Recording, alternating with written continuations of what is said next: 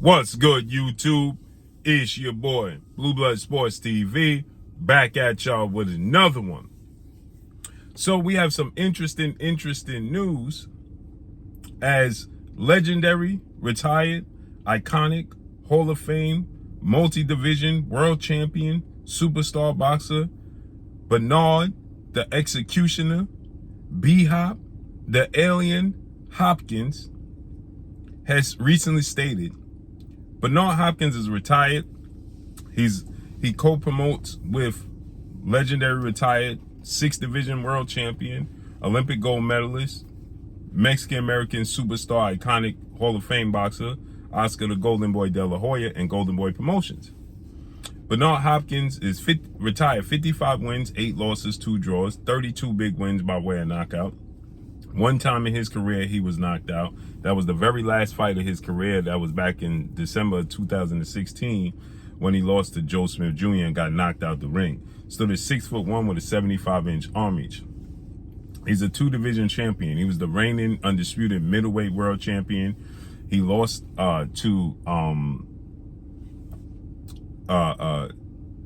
he ended up losing back-to-back fights to Jermaine Taylor. Then he jumped up from 160 to 175, challenged and beat Antonio Tarver, Winky Wright. Then he lost to Joe Kawasaki, came back, beat Kelly Pavic. So, you know, he's had some big fights and big victories in his career, right? Bernard Hopkins is a legend in the sport of boxing, and he's a boxing brain. And shockingly, Bernard Hopkins says, that today, undefeated 3-division world champion, former junior welterweight undisputed world champion, now the reigning undisputed welterweight world champion, who I thought was widely acknowledged and recognized as the #1 best pound-for-pound fighter in the world, in Terence Bud Crawford. Terence Crawford is 40 wins, no losses, no draws, 31 big wins by way of knockout. He is 36 years of age, 5'8" with a 74-inch arm reach. I thought after his July 29th Las Vegas, Nevada T-Mobile Arena showdown, undisputed showdown, with now former unified 3-belt WBA, WBC, IBF welterweight world champion superstar boxer, who was widely considered by many to be top 5 pound-for-pound best fighters in the world, and a superstar in the sport, in Earl the True Spence Jr. Earl the True Spence Jr. has a record now 28 wins, 1 loss, no draws, 22 big wins by way of knockout. He is 33 years of age, 5'9.5" with a 72-inch arm reach. But Bernard Hopkins didn't see that fight elevate to Terence Crawford, who I thought already was considered #1 pound for pound. That fight was supposed to be a 50-50 fight on paper, if there ever were one. It was an undisputed showdown. And it was a showdown where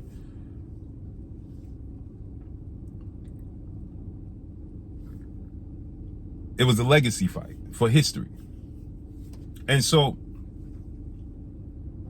Terence Crawford went in that fight and dominated the fight.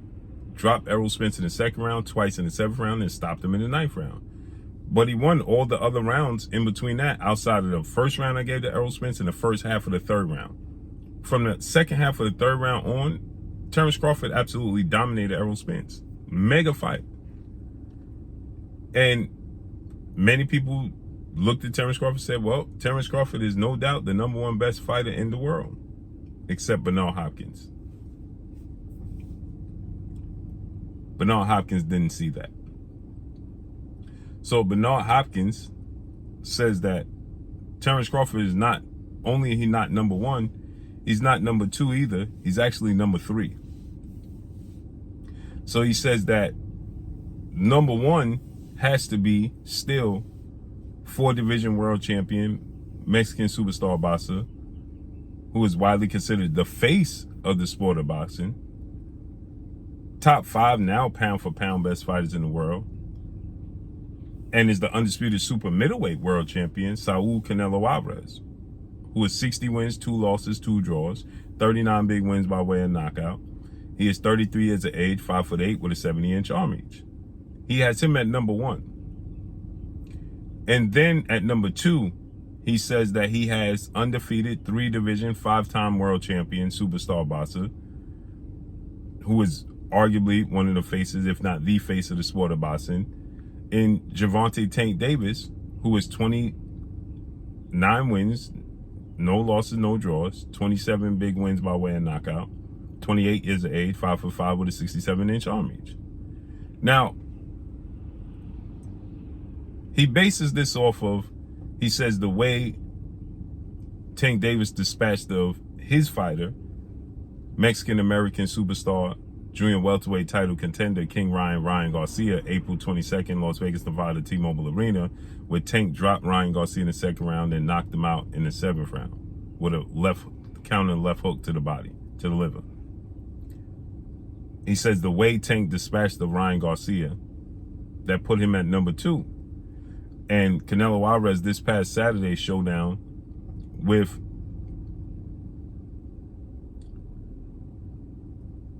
three-time junior middleweight world champion, former undisputed junior middleweight world champion, now still the reigning unified junior middleweight world champion, superstar boxer Jermell Iron Man Charlo, who is now 35 wins, 2 losses, 1 draw, 19 wins by way of knockout.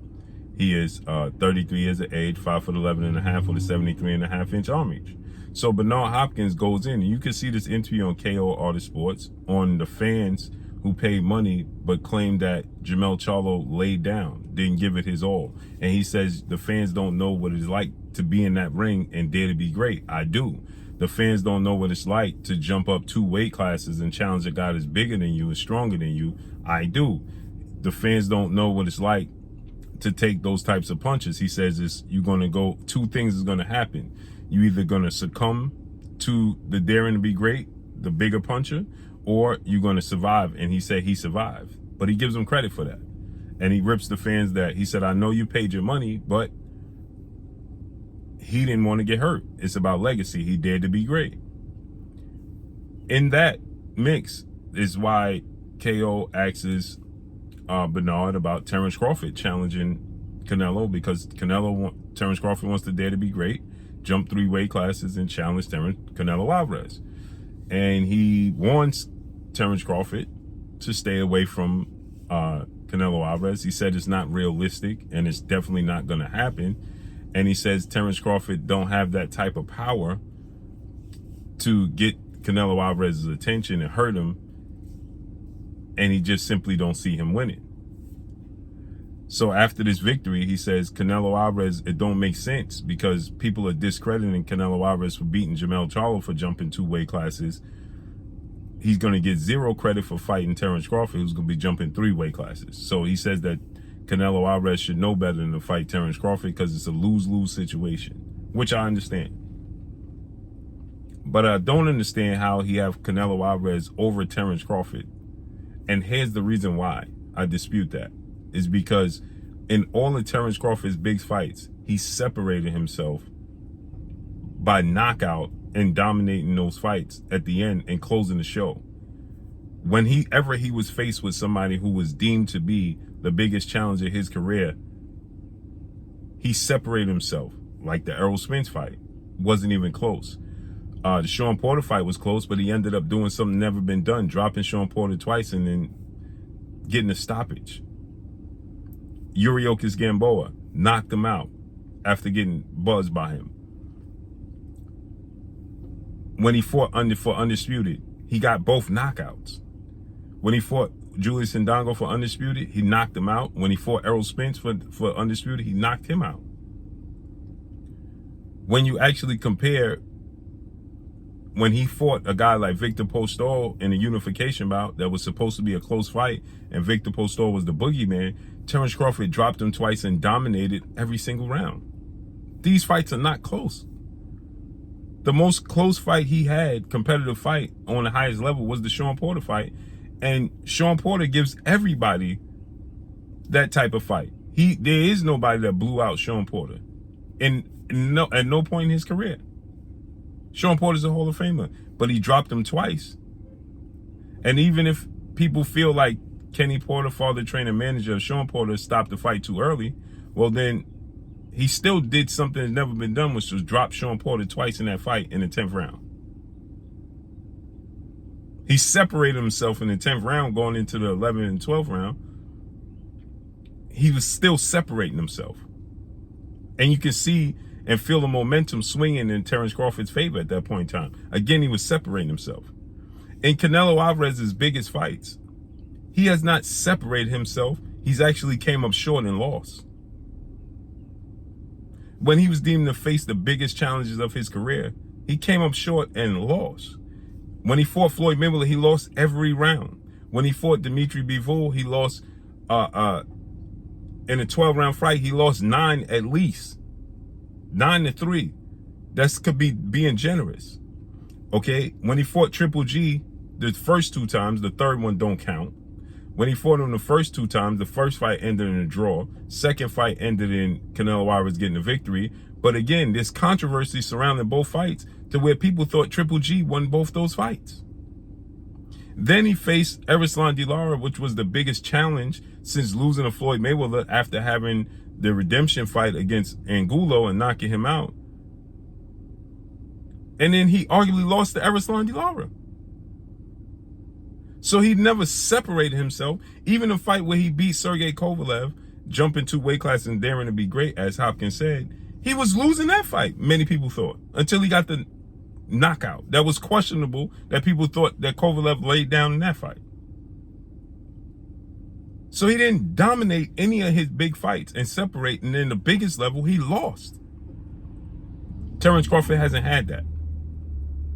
And then when you look at the resume of Gervonta Tank Davis, the biggest name on his resume is Ryan Garcia, who's now 23 wins, 1 loss, no draw, 19 wins by way of knockout. But Ryan Garcia never fought for a world title, nor has he ever been a world champion, obviously, because you have to be in it to win it. Ryan Garcia hadn't proved anything at that point in time outside of being extremely popular for his looks in social media. And he did have some highlight reel knockouts, but against who? And you watch the Tank Davis fight with Ryan Garcia, you can see the inexperience in the fight. When he got dropped the first time, he threw 4 straight left hooks and not one of them landed, and he got counted and dropped. And in the second knockdown, when he got stopped, he threw a right hook that missed, a left hook that was Tank was inside the pocket that wasn't going to land. He missed that one, and Tank counted him and stopped him. You can see the inexperience. So Ryan Garcia wasn't proved nothing at the highest level.